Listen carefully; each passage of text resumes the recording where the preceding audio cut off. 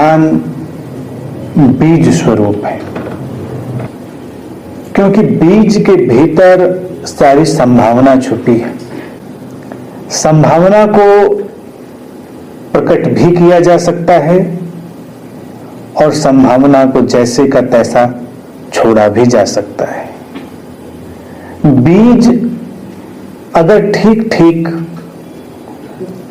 वृक्ष बनने की यात्रा पर न निकले तो वो एक कंकड़ की तरह है, लेकिन फिर भी कंकड़ से थोड़ा अलग है। कंकड़ में पर्वत बनने की संभावना नहीं है, बल्कि कंकड़ टूट गया पर्वत है। कंकड़ भी व्यर्थ नहीं है।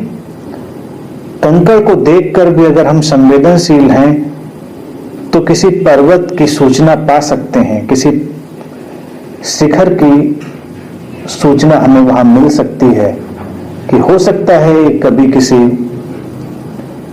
पर्वत का हिस्सा रहा हो। व्यर्थ वो भी नहीं है, लेकिन वो पर्वत हो नहीं जाएगा, वो किसी हो चुकी यात्रा का एक टूटा हुआ हिस्सा है। बीज भी कंकड़ जैसा जान पड़ता है, लेकिन इसके भीतर जीवन की संभावना है। अगर ठीक ठीक अवसर उपलब्ध हो, ठीक ठीक वातावरण उपलब्ध हो, ठीक ठीक देखभाल करी जाए तो यही बीज वृक्ष बन सकता है। इसीलिए शिव कहते हैं ध्यान बीज है। और ये ध्यान, अब वो इतनी बातें जो पहले कह चुके हैं उसके बाद ध्यान पर आए हैं। ध्यान में हम जाते हैं, वो बात छोटी जान पड़ती है, लेकिन ध्यान एक बीज की संभावना की तरह है। ध्यान में असीम खिलावट छुपी हुई है, इसीलिए ध्यान की यात्रा है।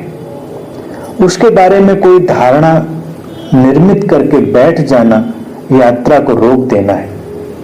जैसे ध्यान के बारे में तुम बहुत सारी जानकारी इकट्ठा कर लो तो तुम पूरी तरह ध्यान रहित हो जाओगे, क्योंकि तुम्हें लगने लगेगा कि हाँ ध्यान तो ऐसा ही है, लेकिन उसे तुमने अनुभव नहीं किया होगा।